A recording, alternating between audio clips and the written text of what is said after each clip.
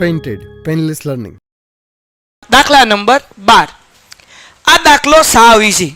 શું કીધું? 6 વડે વિભાજ્ય. 6 વડે વિભાજ્યનો મતલબ એવો થાય કે 6 ના ઘડિયામાં આવતી હોય એવી સંખ્યા. 6 વડે વિભાજ્ય પ્રથમ 40 ઘન પૂર્ણાંકનો સરવાળો શોધો. આપણને કીધું કે ભાઈ પ્રથમ 40 ઘન પૂર્ણાંક એટલે n બરાબર કેટલા સમજવાના? 40. હાલો ભાઈ કરતા જઈએ. પ્રથમ 40 ઘન પૂર્ણાંકનો સરવાળો એટલે n બરાબર કેટલા સમજવાના? 40. ડન છે. હવે 6 વડે વિભાજ્ય પ્રથમ એટલે પહેલેથી શરૂઆત કરવાની. એટલે 6 ના ઘડિયામાં પહેલી સંખ્યા 6 એકા 6 દુ 6 તેરી ડોટ ડોટ. તમારા પ્રથમ પદ શું થાય ભાઈ? 6. તફાવત શું થશે ભાઈ? 6, કારણ કે 6 વડે વિભાજ્ય છે. અથવા 6 નો ગુણિત લખ્યો હોય તોય આમ કરવાનું. 6 વડે વિભાજ્ય કીધું હોય તો ડી કેટલો મળવાનો? 6 જ મળવાનો. વેઇટ સ્કીપ નહીં કરતા. તમારા ફાયદાની વાત છે. ધોરણ 10 ની અંદર આવ્યા છો, બોર્ડની પરીક્ષા આપવાની છે, જોરદાર રિઝલ્ટ લાવવું છે તો પેન્ટેડ એપ્લિકેશન ડાઉનલોડ કરો અને ચેમ્પિયન બેચ લોન્ચ થઈ ગઈ છે. ચેમ્પિયન વિદ્યાર્થી સાથે ભળી જાઓ. આ લાઈવ લેક્ચરની અંદર ગણિત, વિજ્ઞાન, સમાજ, ઇંગ્લિશ, ગુજરાતી બધુંય ભણાવીએ છીએ. અનમ્યુટ કરીને ઘરેથી બોલીને ડાઉટ પૂછી શકો અમારા લાઈવ લેક્ચરમાં. અને તમારે ટ્રાય કરવી છે, ખાલી 300 રૂપિયા આપીને મહિનો દિવસ ટ્રાય કરો ને પછી મજા આવે તો આગળ જોડાવો. તમે એમ કહો સાહેબ તમારું રિઝલ્ટ આ છે, મારી પાછળ રિઝલ્ટના ફોટા જોઈ લો અમારા ટોપર્સ, અને તમે ચેમ્પિયન બનવા માંગતા હો ચેમ્પિયન બેચ સાથે જોડાઓ. Good bye. તો ડી કેટલો મળવાનો? 6 જ મળવાનો. આપણને કીધું કે ભાઈ સરવાળો શોધો એટલે હું ગોતવાનું ભાઈ? SN. SN નું સૂત્ર બધાય બોલો. n ના છેદમાં 2 કૌંસમાં 2a plus n minus 1d. 1d નહીં હો, 1d. ઓલો અમારે ગામડામાં વંડી આવે, વંડી. હા, ચડવાની એમ કરીને ઈ વંડી નહીં, બરાબર ને? હા, આગળ વ્યા જઈએ. n ના છેદમાં 2 તો કેટલા આવે ભાઈ? 40 ના છેદમાં કૌંસમાં 2 એમ એ બરાબર કેટલા? 6 વત્તા 40 માઇનસ 1 d કેટલા? 6. 20 દુ 20 એમ 6 દુ ઓકે 40 મેક જાય ગુણ્યા. તો પેલા સરવાળો કરવાનો કે ગુણાકાર કરવાનો? યાદ રાખવાનું, પેલા કરવાનો. તો 12 એમ 39 ગુણ્યા 6 6 9 54 વધી પડી 5 6 તેરી 18 18 માં 5 નાખો એટલે 20 20 ને 3 23.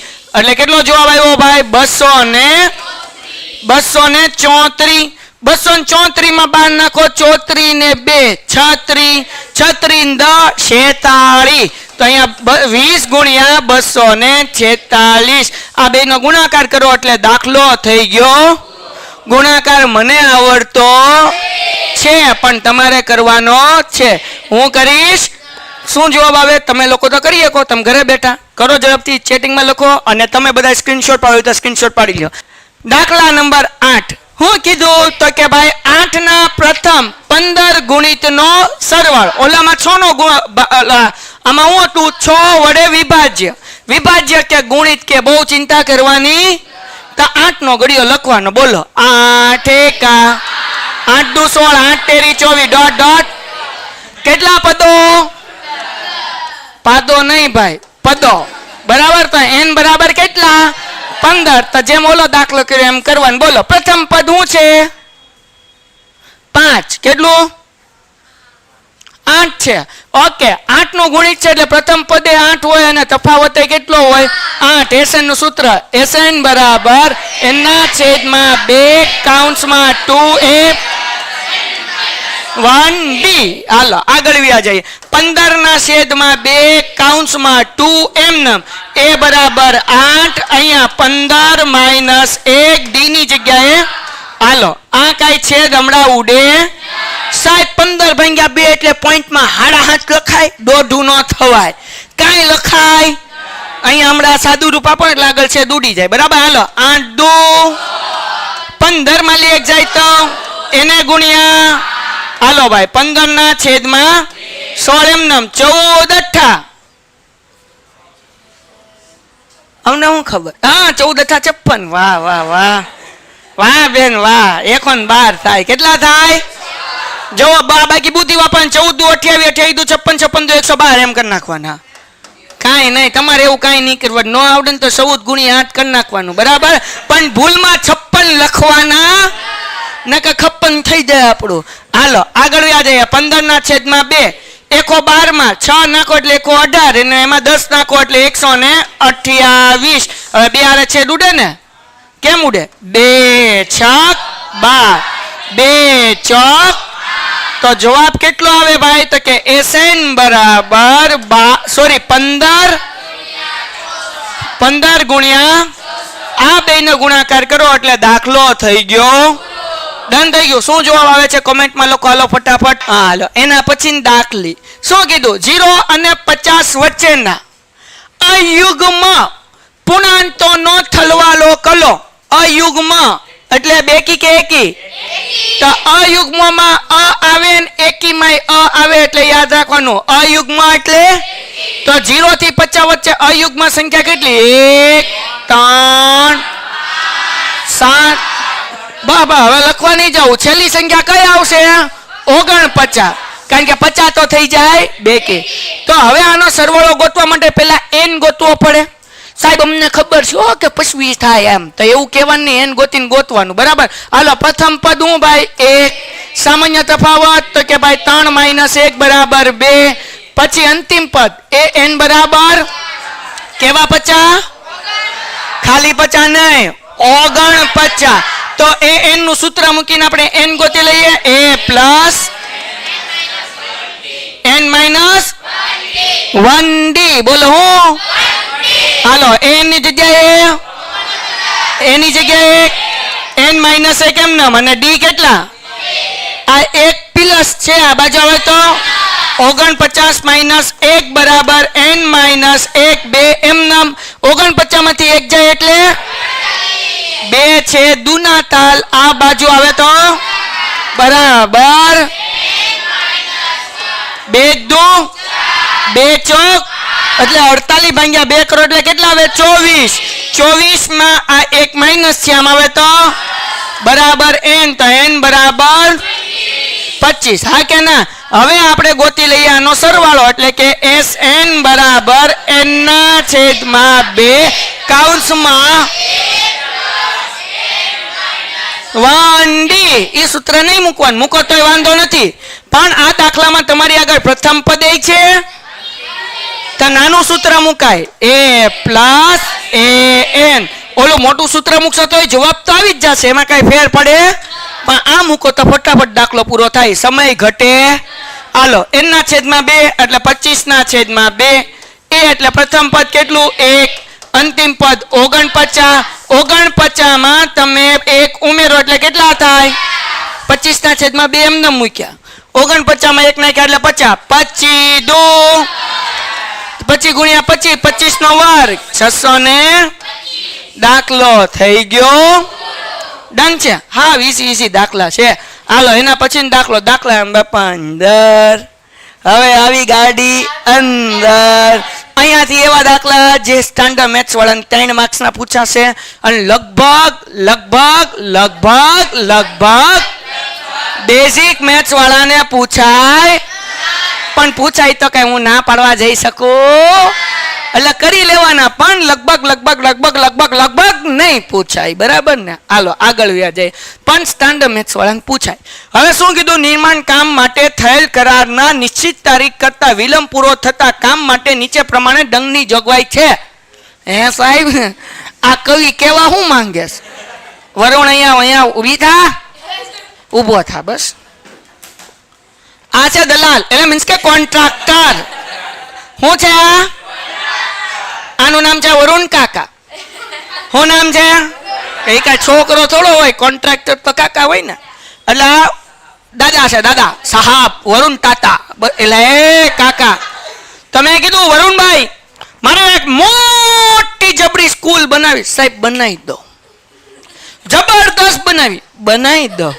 મારે એમાં 50 રૂમ બનાવી દો. ના જ પાડતો, બરોબર ને? એમાં 2 ગ્રાઉન્ડ જોવે.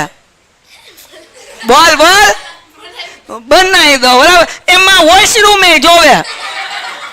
હે એમાં એક સરસ મજાની ઓફિસ જોવે, બનાવી દે. ઓકે. પછી એમાં છે ને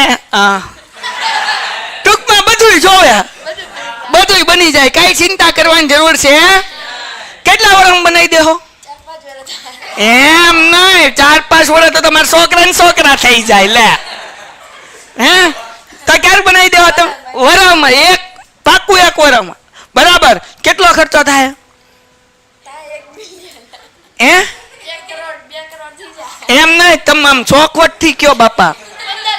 પણ એ બહુ મોંઘું પડે, થોડુંક સસ્તું કરો કાકા. હાલો ભાઈ, ભાઈબંધીમાં આપણે 10 કરોડમાં કામ એને આપી દીધું, સમજો બરાબર ને? આપણે 10 કરોડ પૈસા એમ ના આપી દેશું, બરાબર ને? કેટલા પૈસા આપવાના મારે તને? 10 કરોડ પૈસા. 1 રૂપિયામાં 100 પૈસા આવે. 2 મીંડા કાઢ નાખો એટલે 10 લાખ દેવાના આપણે. 10 કરોડ પૈસા, બરાબર? આપણને કઈ વાંધો, 1 વર્ષમાં આપી દેવાનું. એટલે આમ જોરથી કર્યું તો અંદર ગળી જતા આગળ. હા ભાઈ, તો ભાઈ ઈ ભાઈએ કીધું આપણને ક્યારે કામ આપશે? 1 વર્ષ. આ ભાઈએ તે કીધું કે અલા નહીં મારું, 1 વર્ષમાં આપણને બનાવીને દઈ દે. પણ હવે ન બનાવ્યું તો વરદી પછી વરુણભાઈ બન્યું બની જાય સાહેબ, તો પછી લોચા પડી જાય ને. એટલે આપણે એક કરાર કરીએ. સાંભળજો, મજા આવશે. અહીંયા દાખલો શરૂ કે વરુણભાઈ, સોરી ભાઈ,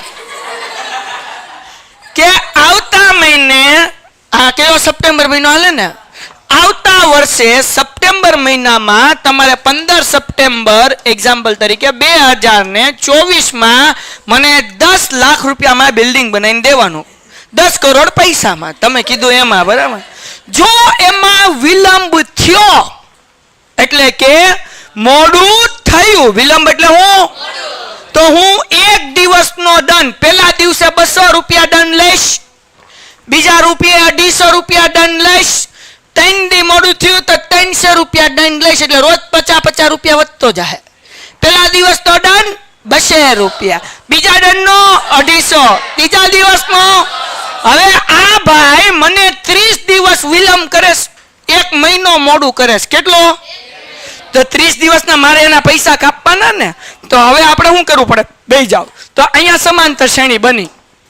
1 દિવસ મોડું થયું, પહેલો દિવસ તો 200, બીજો દિવસ મોડું થયું 250, ત્રીજો થયું તો 300, ડોટ ડોટ ડોટ. કેટલા દિવસ સુધી વિલંબ થાય? 30. તો n ઇઝ ઇક્વલ ટુ કેટલા?